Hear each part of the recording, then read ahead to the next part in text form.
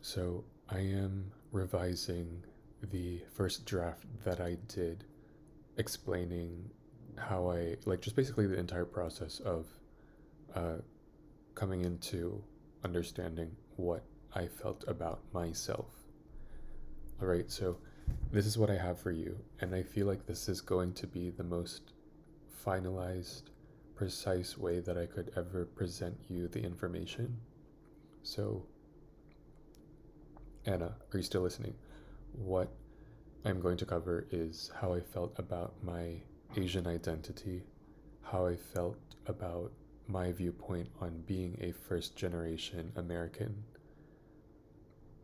with what I called intersections uh, around the entire, surrounding the entire topic with a lot of history about my family, like I explained in the past video.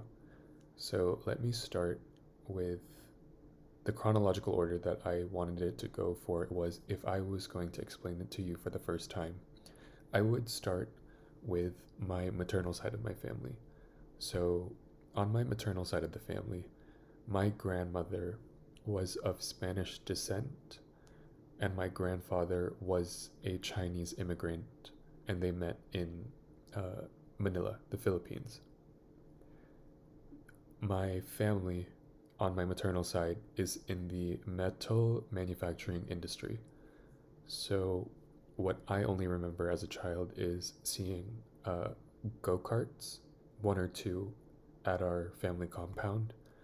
So, my family in the Philippines, a few of the brothers still live together under one roof. It's very like Tongan, Samoan, like uh, home base type thing. It's where they grew up, and like that's still the home that we exist in. But in terms of metal manufacturing, since I'm very naive to the entire thing, I honestly don't know what my parents do like for work at all. Um, I wouldn't know how to explain if it went into how it could be, um, sussed out for jewelry. Uh, let's just say that he was a sticker manufacturer and he was like literally bringing in pieces of metal vehicles, mini child infantry play toys that were pre made somewhere else. I personally would obviously like to think that they welded things. Welding the material would have been more important to me. But in all honesty, like I would never know. I still don't know what the answer is. So I just said they work in metal manufacturing. Okay, this is not going as well as the first one, but let me continue. Their children were given an American college education by their parents. So my grandfather and my grandmother uh, educated uh, various siblings, not sure in what choice or why, uh, to just get their bachelor's degree in the United States because that's what you do. My grandfather, with his brother, owned a block in a major city in Manila, consisting of three homes fenced as a compound less than an acre. So by the time I was born, and when I said in the last video that it was fenced up before I could even understand what my mom was like talking about, um, yeah, the three brothers on my grandfather and his two brothers basically owned a block in Manila. Uh, so like all the like kids could like run around. Apparently, this is what my mom used to describe it as. And then after a certain level of financial stability between the brothers, they decided to fence up their homes, and one sold his home and left.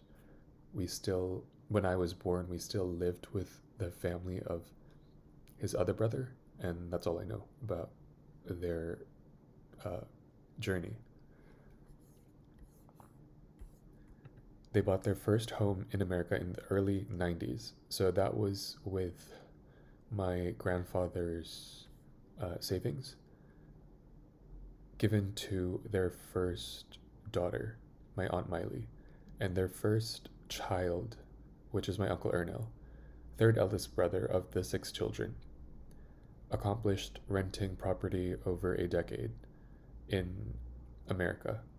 My grandmother built a third floor on the property they owned when her husband passed away. So basically, my grandfather, with his savings, gifted my eldest aunt a home for them to live in, and he didn't necessarily care too much about his sons because his sons didn't finish high school from what I remember. And so my uncle Ernell was a Sagittarius, like I said in the Hermes video, but he's the type of person that like just is a lot more uh, courageous with entrepreneurial spirit. And so he made it there on his own. So if you look at the Hermes video, me and my cousin grew up together because he could sustain renting property in America for his 2 children to grow up. And they have done so over a decade. And I explained it as between two properties that I remember. So one in infantry that I remember, and then the townhouse that I remember in the discovery of what Hermes was as a brand. And then with the third floor, that was in modern times when I was living there. And so there was at least like 5 years, I think, between the time of my grandfather's passing and maybe my aunt asking. But my grandmother used used a portion of the savings that she had to build a third floor on the property that they had owned. So our family has always owned one. We never moved. Same like the home that they grew up in the Philippines.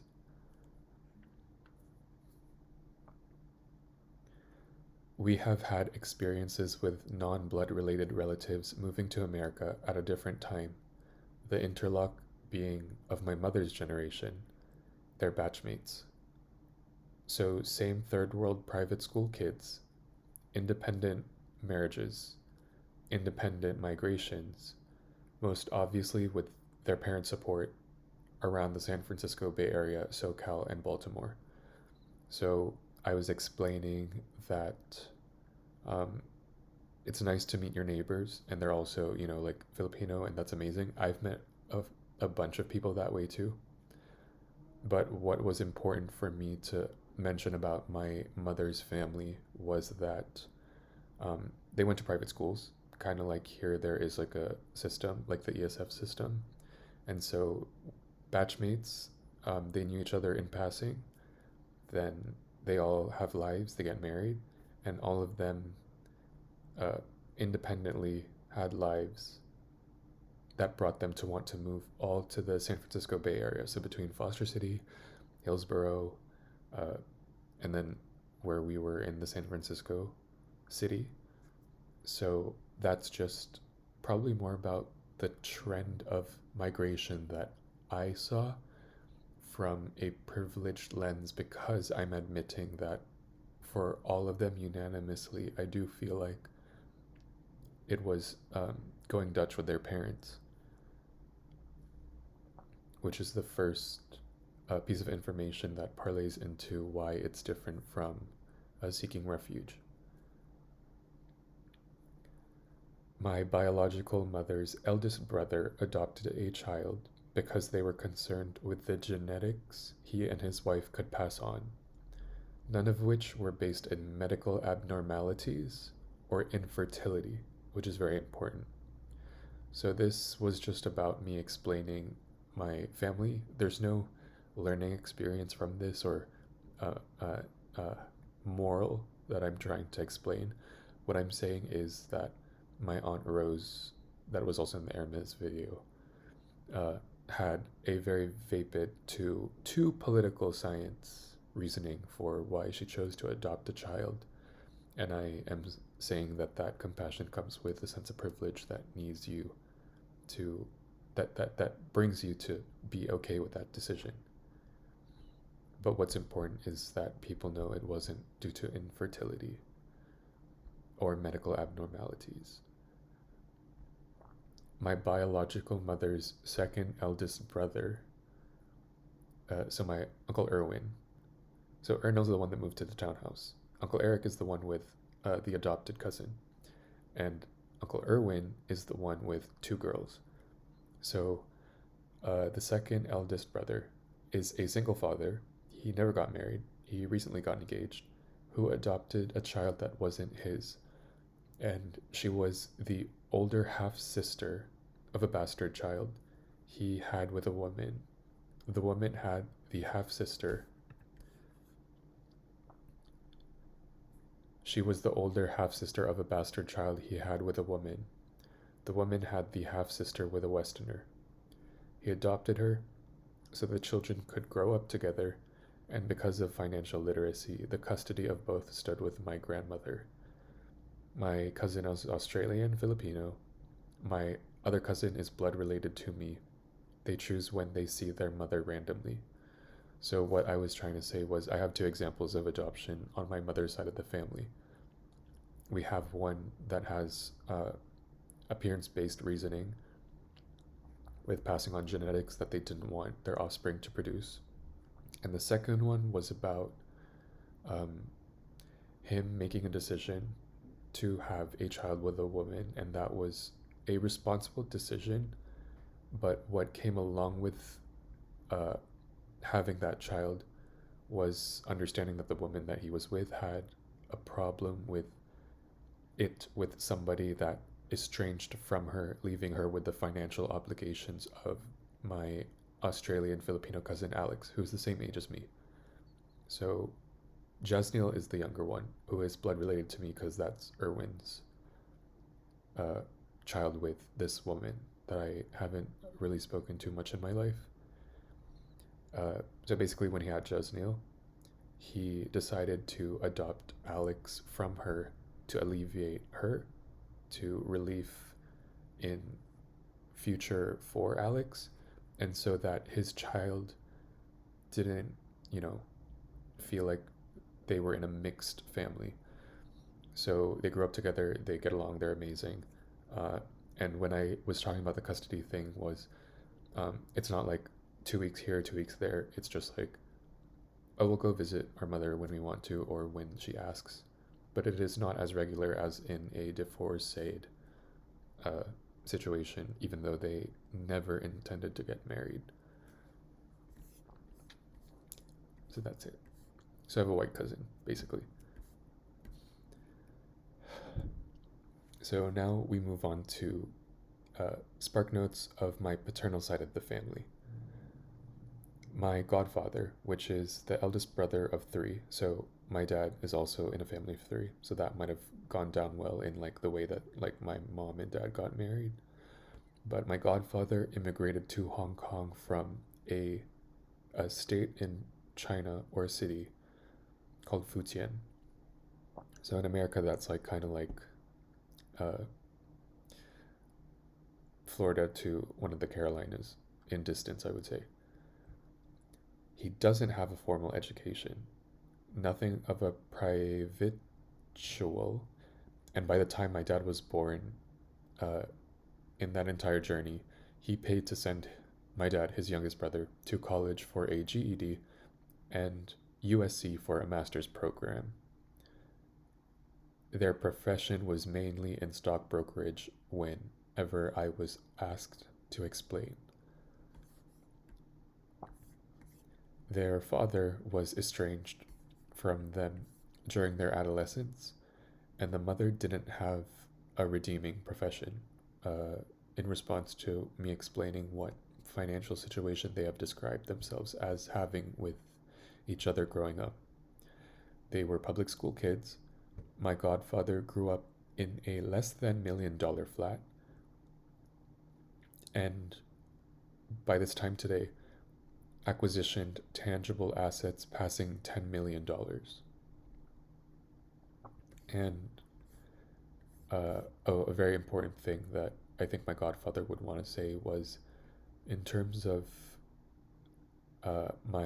my maternal mom's dad and an equilibrium between the three, uh, he has establish that there was a huge difference in uh, what was demanded of each of them. So basically, he is very much a exponentially outlying breadwinner that supports all of us, basically, because he feels like he's the only one apt to handle what he did and is doing. Obviously, with the help of my uncle and my father. My godfather, this is really cute.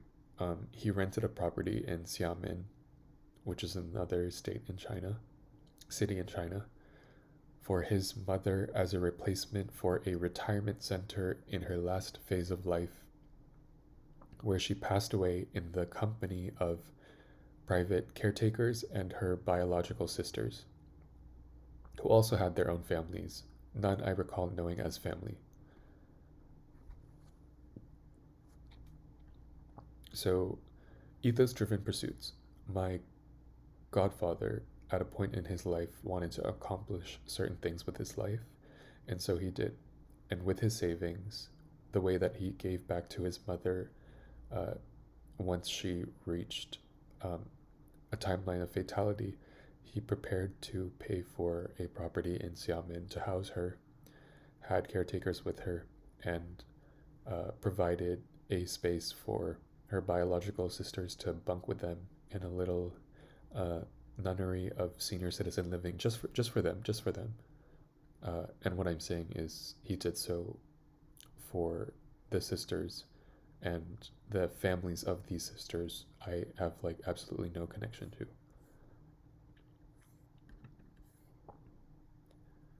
Now, with routine aptitude, with routine aptitudes, he owned a property in Toronto from his first marriage, while maintaining ownership of 5 homes in Hong Kong at the same time. 2 homes of which remained vacant or available for tenants, the other 2 for housing his brother's families, so this one that we're in and my uncle, then the one that he lives in. Uh,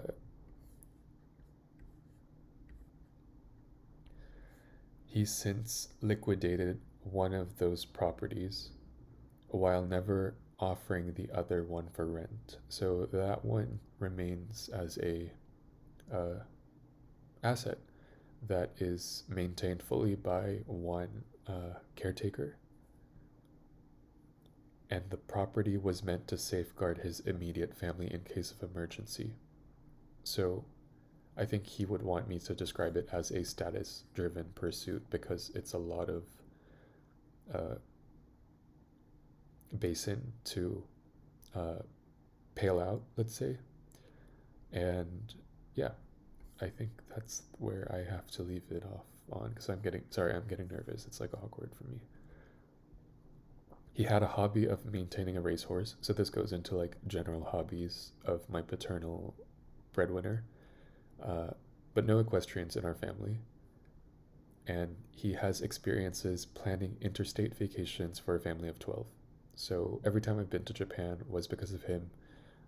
My father chose to take us to other places, but uh, creating the chaperoning experience and it not being like uh, the flag and like the walk and the bus and the was like the vans and the courier and the for 12 people. And the only, I would say, status um, differentiator was the plane tickets, but the rooms, it didn't even matter because where we stayed we were pretty decent in my mind. He funded our, okay, now it's something more important now, right? And are you still listening? um, he funded our migration to the United States. Highlights including purchasing 2 new cars from the authorized dealerships, creating most of our original furniture at the house that we lived in here, and my mother's family supported facets to that I'm not sure how to itemize because they, like, my parents never told me.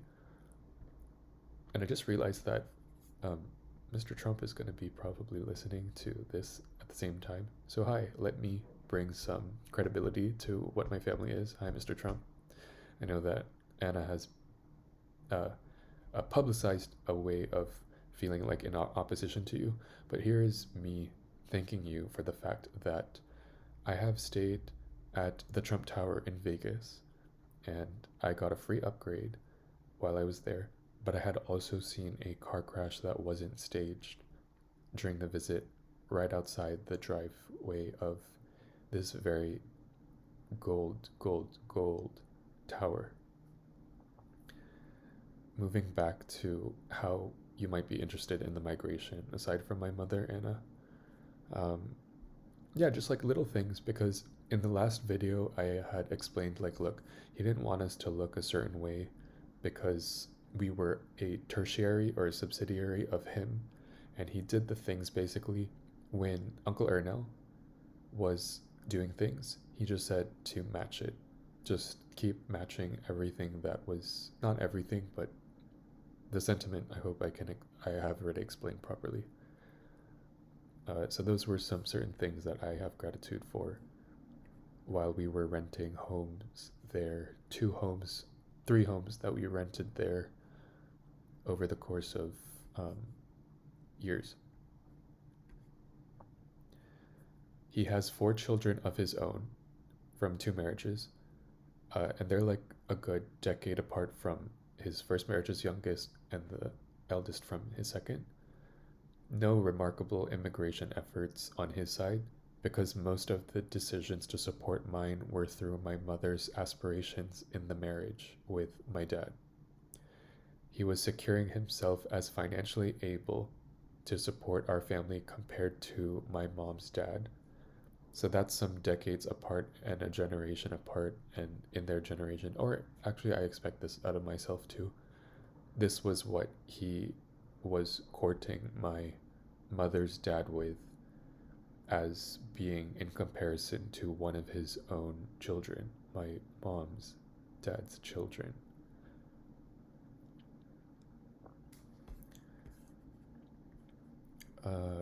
So for my paternal side, yeah, that's just a little background on who Christopher is. So I've just explained some biographical information that explains the type of preparation and psychographic information that would allow you to be an eligible candidate to turn an immigrant story narrative into a first generation pedigreed American narrative through my eyes.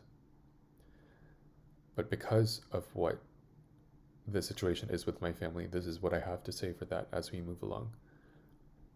Why do I find a struggle between my identity as an AAPI? For me, the biggest thing is where your income is made influences a person's bias towards how much understanding they feel entitled to from you. And I wrote down that as in a subject line of immunity through greater extended inherent cultural value. My godfather is obese. He's about 300 pounds, let's say.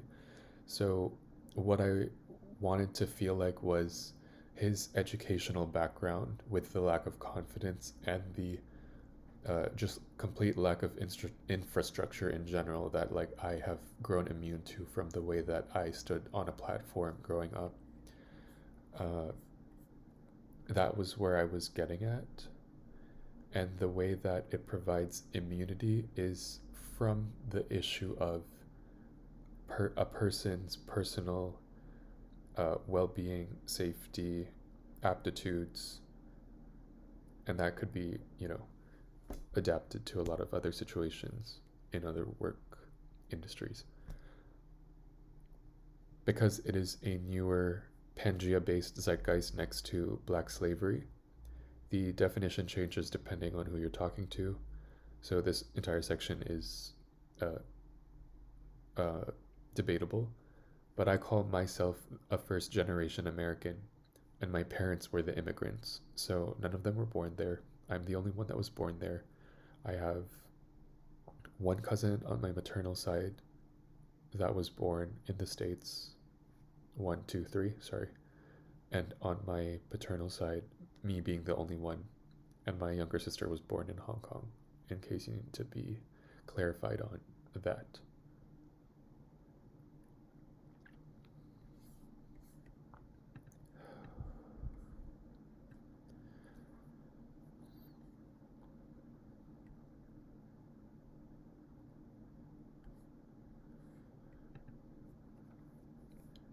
Because I believe Americans are those who were born on the land, I place a preface on my identity from there that my upbringing is indebted to how money is made in Asia, rendering me less viable through the Confederate lens of how much ownership I can actually have over being American in relation to black Americans. So, what I said with this, I don't think it was necessarily an issue with me taking a job title at the magazine, but I just left space to understand that for people that were trying to understand me more, I don't have an insecurity, but something that is gripping to think about or ponder over in my mind was uh, cultural adaptation and how that could affect someone's uh, like a perception, and again whether they deserve something or not. I mean, for me, I don't believe it's too much of a problem, but that is the biggest negative attribute I would say for my journey.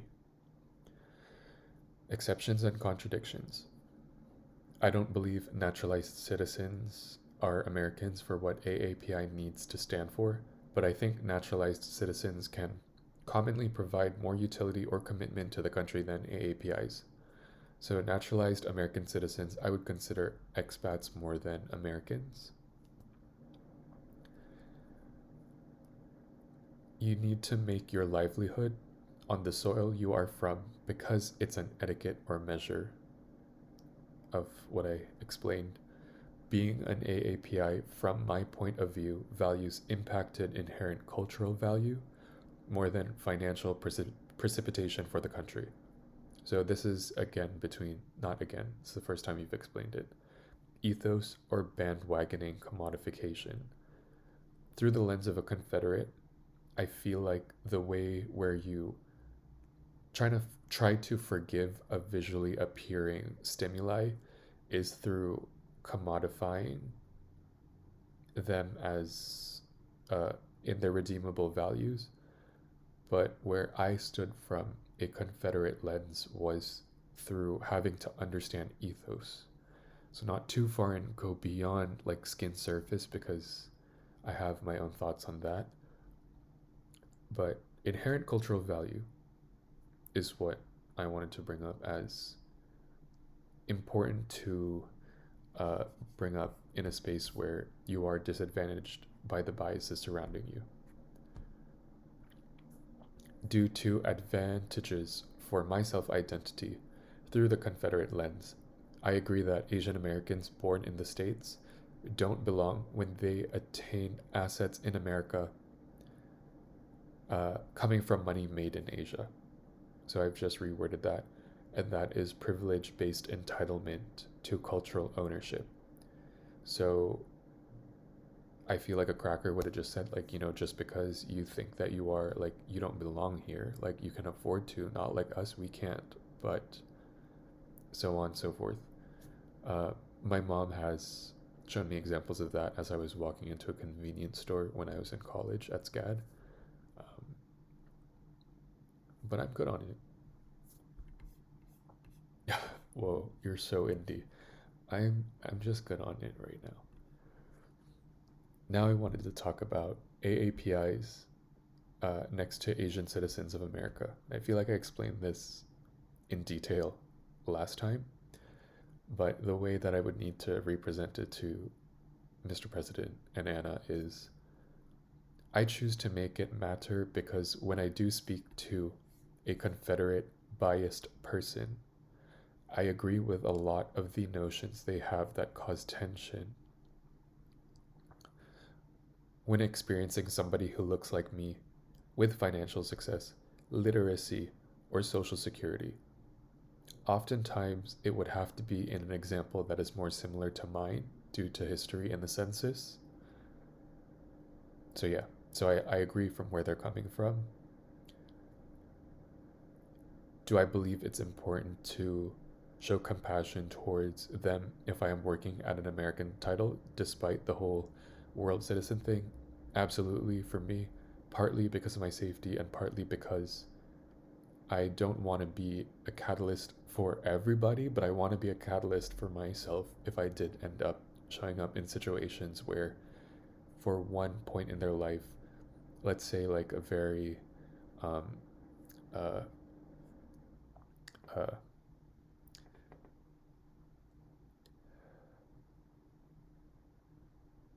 ancestral family with mental abnormalities, something that they could understand, basically.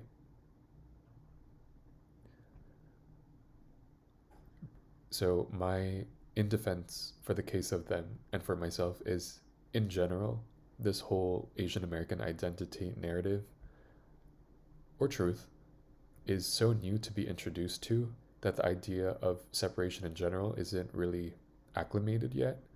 Not because the field to agree is met with in fairness to what I naturally am not. So the subject line being visual prejudice in history without abolishing still relevant stereotypes.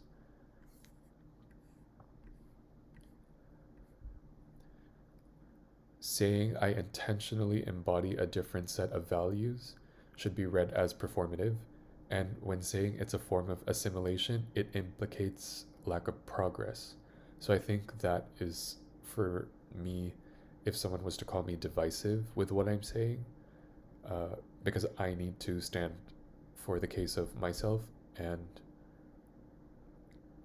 what I'm saying is through the theme of this overarching thing is that it is a new category in subgenre in minorities in America just for Asians, because that's what I can speak of.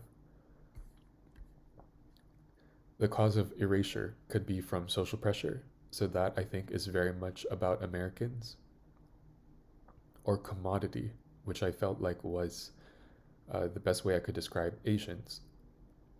Social pressure as an Asian identifying with erasure, such as me, for example, is commodity because it doesn't have homestead, an AAPI needs for livelihood. You don't have the social pressures.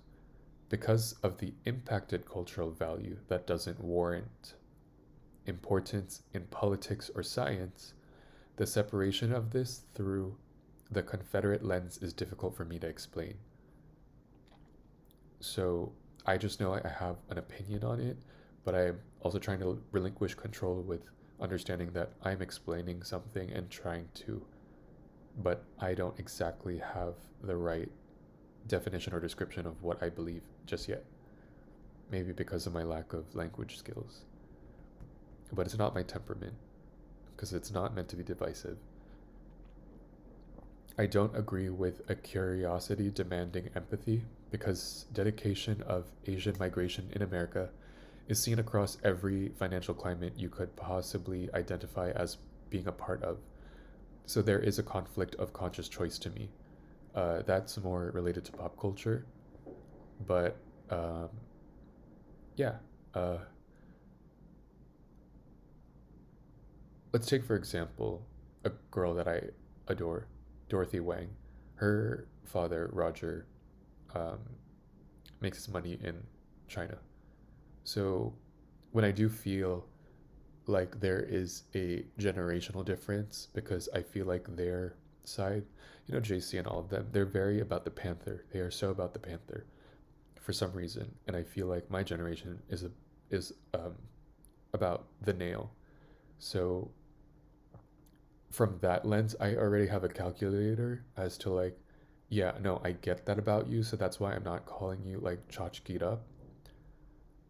But on top of that, a distance in how I could be so indebted to her for my Asian identity as a trailblazer is something that I need to work on explaining better because Bling Empire is botched. I loved uh, her series that she did with Morgan Stewart more than The Sweet Life of Zack and Cody because of how it made me feel cool. But there is a reward to me for uh, something that came from nothing and had to start something. Uh,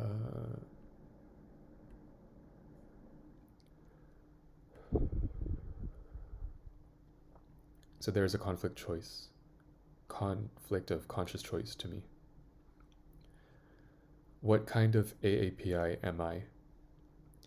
Mine was without prejudicial stressors, thank goodness, and was a privilege based desire in adolescence from preparations in accumulating assets from my parental generation being immigrants.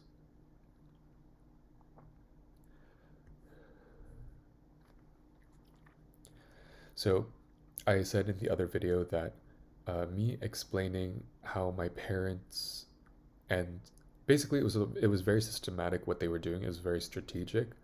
So they were always thinking from a long-term field of view that I don't have the maturity or the resources to be able to show you a manifestation of what I'm trying to do that is similar to that.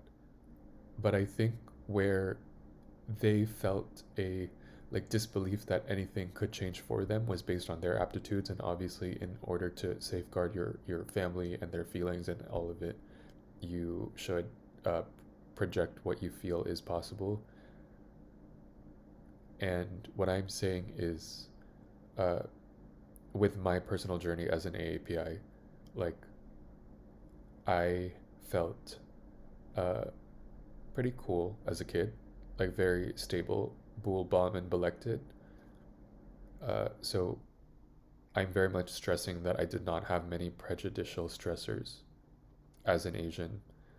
When I did live in a very populationally dense of uh, Asian Americans, I went to public school, but also another part of that is I lived in Foster City.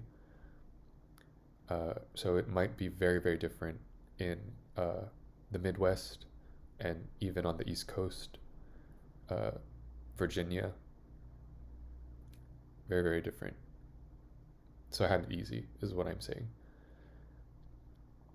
And then, yeah, just in general, I wanted to reiterate that, like, my parents, like, when I told my mother that I wanted to abolish that part of myself when I was a very, very young kid, she was just like, look, like, I get that, like, you want to take this path because we're here and it's like very like novelty for you to understand this new universe that you're in, but you should understand I'm a like a young mother. Like I got knocked up at like 23, and if there ends up becoming a difference in the way that I can communicate with you because you've gone far off while my rotor is based on simultaneously communicating in three languages, there's just no way I could help you in certain situations, even though I know in my feeling like intellectually I wish I could, I just really can't, and that's not very aptitudes based as it is ethos driven.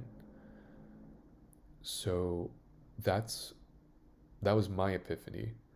It worked out for me. And yeah, my dad was like super chill and was just like I in his mind it was honestly he doesn't care because he felt like he needed to prepare to financially support me for a lot longer because of my sexual identity. And then in general, both of them, since he was coddled by his oldest brother and my mother was coddled most of her life, all of us sharing financial struggles at the platforms in which we stand on, they were just like, it's not like we really need you to be bilingual in order for us to feel you were intellectual based on what their perception of their child being able to be as an intellectual. What kind of AAPI am I? I described the timeline to produce an upper middle class AAPI to need two decades of consistent yield. I described the timeline to produce an upper middle class AAPI to need 2 decades of consistent yield as a middle class Asian in Asia to become an immigrant, an eligible immigrant through my eyes.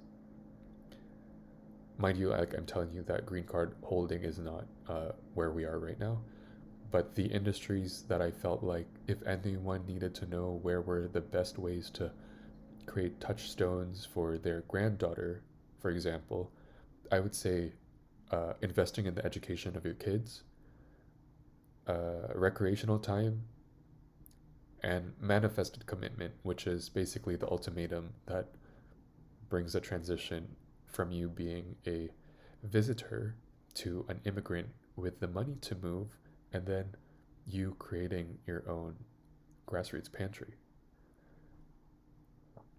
I agree that both my maternal and parental side fall under the category of Asians without the confidence to migrate uh, had they not castically been able to create wealth in the first to second quartile of life. In relation to an AAPI with livelihoods based in America, determining whether or not working in luxury fashion and journalism has more to do with gratitude I need to have for being Asian, has more to do with the gratitude I need to have for being Asian, or the cultural richness I have as an American. Sorry.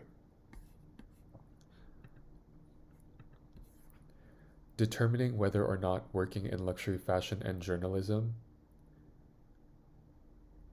as in my eligibility, has more to do with where you and your personal values are with gratitude that I need to have for being Asian,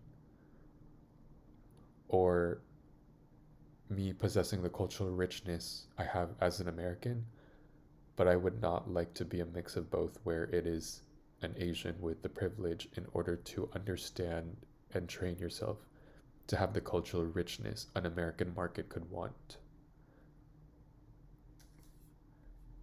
Most definitely not for me, Anna. I don't believe nail salons, ethnic food and beverage, or medical are specializations caused by migration because I understood those to be the most probable for Asian Americans or expats in lower socioeconomical spaces to aspire to due to a lack of cultural awareness needed to generate revenue in measurable history. So we all have to understand, right, that like entrepreneurship comes with the understanding that you have to read and write the licensings and all that. And I think just in general in history, with how many established Chinatowns there are across the nation, there's ways to uh, pirate your things, right? Liquor licenses or whatever else, something advantageous. Going to Arcadia to get your immigration stuff expedited. What I'm saying is that is indebted to the population and the density. Not so much about a stereotypical, like, seriously about nail salons. Ethnic food and beverage was bringing what you know to the land. And that doesn't go into trading or exchanging of ideas. Then with medical, I felt like that was the most clinically, scientifically provable place in order to evaluate someone's comprehension with the language because it takes so much a standard of evaluating someone's aptitudes in the industry that I want to be a part of with work ethic and aptitudes that um, those were just why I felt like Asians tend to go for those industries, alleviating me of why I might feel proud of being able to work in luxury fashion as an American that looks like me. And then to summarize it, just in general, like that just goes back into the way that like parents project what they want when I feel like sometimes the optimism is not the best way to tell somebody something. Like I basically like I did a lot of musicals when I was a kid, so there's the crew part of it, and you know.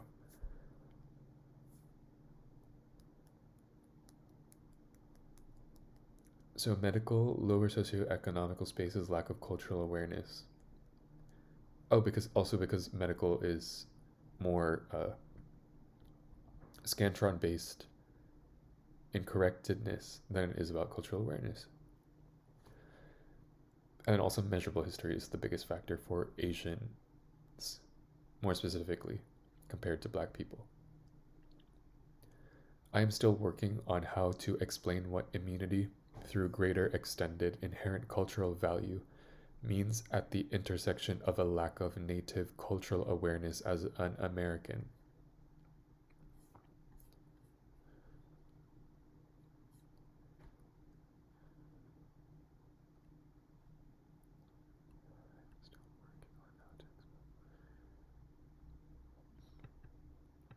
Possibly through its provenance, its importance, and how, uh, yeah. Actually, you know what, Anna? I think that's something that more I wish you were able to say about me in your eyes of what it meant to you. My pursuit of understanding within this entire topic, my pursuit of understanding within this entire topic is defining through my point of view what tonally Asian Americans with wealth looks like as a new category when systemically upper middle class Asian American families, in the majority, need intercultural and nuclear devices to accumulate wealth within America. I'm coming from the basis of understanding that that is more necessary and supersedes the idea of a one world mentality. Plus, I love Eurasios. So, or in any other mixed race intercultural dynamic, uh, that's just like amazing to me. Uh, it's where I feel comfortable when it came to communication when I didn't find enough tonally Asian American uh, peers that could understand me from a canonical teeth sort of way. Ego is the better way to describe it. Um, so yeah, I think that's just it's not a problem. It's not an issue. It's not an issue. We're not gonna abolish it. Uh, it's just that for me, with this magazine, it's not gonna be my main pillar of values that I'm going to deep throat an orgasm about through the beauty pages of the magazine. I just I'm albatrossed out like in the way that I want to be, uh, and the way that I get to be. So yeah. Okay, sorry. Because the other thing that I was gonna say was a Southeast Asians do have a lower uh, density and ratio of succeeding in America, and I feel like because they were seeking refuge, I don't want to say they didn't have a motivation. That's so not the way that I would describe it. But I think, like Japan and the tsunamis, uh, there's a solemn that they haven't necessarily gotten over too well, and then yeah, I don't think yeah, I think so. What did you mean by it being related to African Americans in slavery? So that was where I feel like I could provide the most clarification from when I last explained it. Um, but you know how like whitewashing is a thing, and how uh, wanting to identify with street culture is another. That was the example that I showed with Southeast Asian Americans. But factually, I would say from my inferences, is that black people were a declaration as the first minority ready to be assimilated onto the land. So I felt slavery in modern day might mirror, but not parallel, the AAPI struggle of cultural assimilation, diversification from their specialized skills, which are actually ethnic, strength of character, physical form, all under ethnically based notions of your visual appearance. Probable professions for their offspring, due to a variety of reasons, are a social pressure based in their parental generation needing to create enough fundamentals to start natural erasure. That was a part of the projection, and uh, something that I think I've explained well enough, and is just uh, a a uh, a place for somebody else to want to uh, speak for in this open dialogue that I am trying to have about my viewpoints on life. I hardly think to ask a Black American how they got to America, or ask for clarification on their native culture, just as using them like a search engine. I don't expect them to embody the cultural richness Africa has in order to be seen as an intellectual Black person in America. I can't elaborate on it. The education systems in America might not have known how to examine it in my adolescence. The education systems in America might have not known how to examine it in my adolescence from a retentive place where I can remember like information being uh, solid, because it was still too new to agree on a dialogue of what feels sensible to vast towards geographical areas without a dense Black population. So I did not live in one. I lived in a very Asian dense population. Therefore, the educational systems that were placed in my area did not have as much uh, emphasis on slavery like you would have in the Midwest.